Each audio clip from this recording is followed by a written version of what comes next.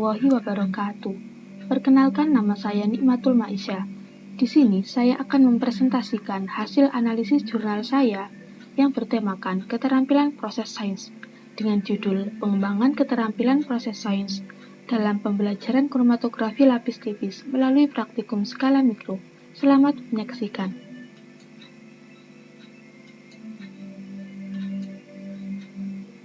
Pada kesempatan kali ini, saya akan mempresentasikan analisis jurnal saya yang meliputi identitas jurnal, latar belakang, rumusan masalah, teori, metode penelitian, hasil, serta diakhiri dengan simpulan. Yang pertama adalah identitas jurnal. Identitas jurnal meliputi nama penulis, judul, penerbit, volume, edisi, tahun, serta halaman. Jurnal ini ditulis oleh Sriwardani yang merupakan bagian dari jurusan Kimia FMIPA Universitas Negeri Semarang. Judul Pengembangan Keterampilan Proses Sains dalam Pembelajaran Kromatografi Lapis Tipis melalui Praktikum Skala Mikro. Penerbit Jurnal Inovasi Pendidikan Kimia Volume 2, edisi nomor 2 tahun 2008, halaman 317 sampai 322. Kemudian yang kedua adalah latar belakang. Kita sudah mengetahui judul pada jurnal. Lalu, langkah selanjutnya adalah mencari apa yang melatar belakangi permasalahan tersebut.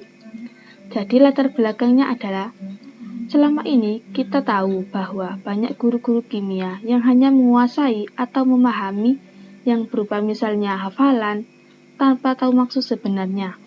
Untuk itu, mahasiswa calon guru diharapkan ke depannya bukan hanya mengajarkan untuk menghafali saja, tapi harus dituntut untuk memecahkan masalah sehari-hari dengan konsep kimia.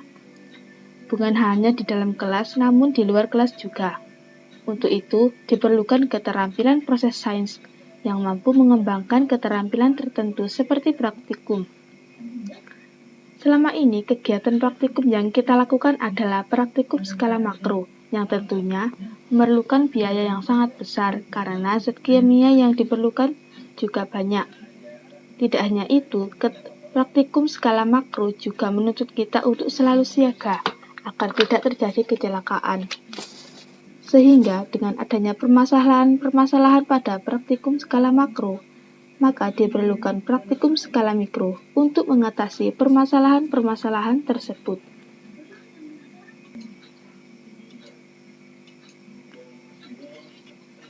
Setelah kita mengetahui permasalahan-permasalahannya, maka kita bisa merumuskan masalah yang nantinya bisa dibuktikan pada penelitian. Rumusan masalahnya antara lain. Yang pertama, bagaimana pengaruh keterampilan proses sains mahasiswa calon guru pada pembelajaran kromatografi lapis tipis dengan metode praktikum skala mikro. Yang kedua, bagaimana tanggapan dosen dan mahasiswa calon guru terhadap proses pembelajaran metode praktikum skala mikro yang telah dikembangkan. Yang ketiga, bagaimana pemahaman mahasiswa calon guru terhadap konsep kromatografi lapis tipis setelah mengikuti pembelajaran dengan metode praktikum skala mikro.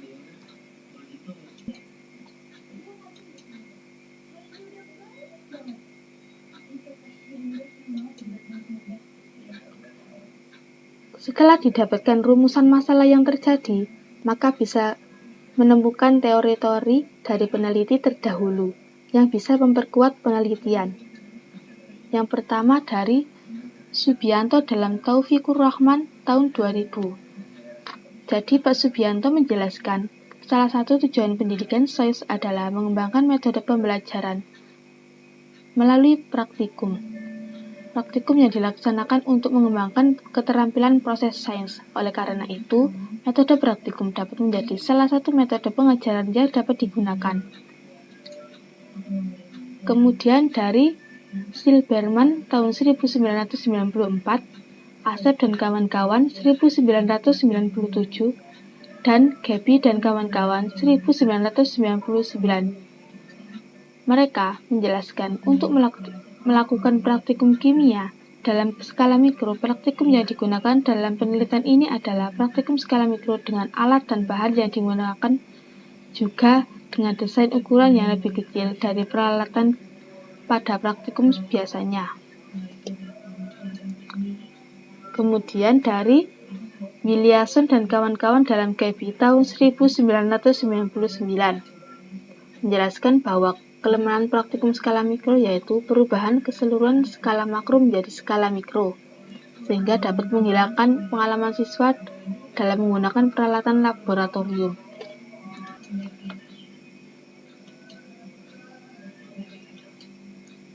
Yang selanjutnya adalah metode penelitian. Penelitian ini merupakan penelitian kuantitatif menggunakan metode eksperimental jenis pra-eksperimental dengan desain one group pretest post-test design. Karena dalam pelaksanaan penelitian menggunakan metode pretest, perlakuan kemudian dilanjutkan dengan post-test. Pretest dilakukan dengan tujuan untuk melihat kemampuan siswa sebelum dilakukan perlakuan. Lalu dilanjutkan dengan perlakuan kromatografi lapis tipis skala mikro. Setelah perlakuan, kemudian dilanjutkan post-test untuk melihat peningkatan keterampilan proses sains siswa. Penelitian ini dilaksanakan di Laboratorium Kimia Analitik, jurusan Kimia, FMIPA UNNES. Variabelnya meliputi variabel bebas, terikat, kontrol. Variabel bebas adalah pembelajaran GPA, pokok materi kromatografi dengan metode praktikum skala. Variabel terikat, kompetensi mahasiswa calon guru yang meliputi pemahaman konsep dan keterampilan proses.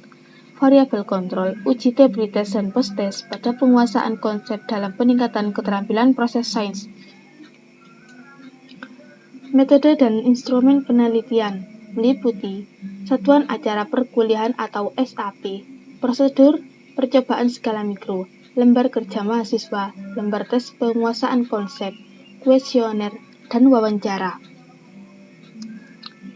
Untuk mengumpulkan data penelitian dilakukan dengan cara menentukan sumber data terlebih dahulu, kemudian jenis data, teknik pengumpulan data, dan dilanjutkan dengan instrumen yang digunakan. Teknik analisis data berupa penelitian kuantitatif statistika inferensial parametris, karena dalam penelitian ini menggunakan uji perbandingan dua rata-rata dependen yang berupa membandingkan nilai pretest dan post-test. Kemudian hipotesis penelitian.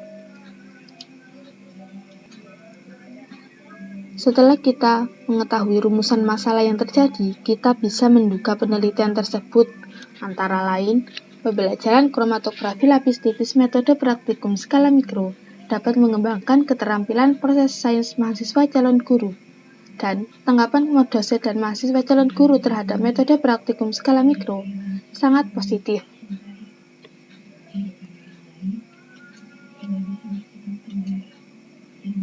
Kemudian yang selanjutnya adalah hasil. Setelah dilakukan penelitian, kemudian ditemukan hasil apakah praktikum KLT skala mikro dapat mengembangkan keterampilan proses sains. Iya, memang benar. Setelah diberi pelakuan, kita bisa melihat perbedaan yang signifikan dengan membandingkan nilai uji pretest dan post-test siswa.